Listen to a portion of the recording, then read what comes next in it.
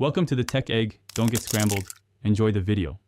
You start by making a reliable backup of the God of War 3 installation so you can restore if anything breaks.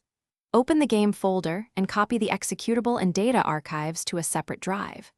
Once done, install a trusted hex editor and any archive unpacker used by the game. These let you view and edit assets. Make sure you're working on the PC release, because file formats and tools differ versus console versions.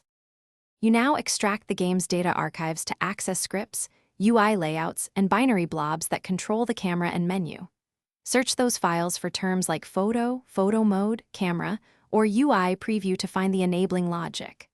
Once located, use your hex editor or script tool to change the enable flag to false, remove the menu binding, or replace function calls with no ops. Take small steps and save iterative copies, because this middle stage is where mistakes are most likely. You finish by repacking any modified archives, restoring them into the game folder, and launching a fresh session to verify the photo mode is gone. If the feature still shows, revert to your backup and inspect whether addresses shifted or checksums blocked your changes.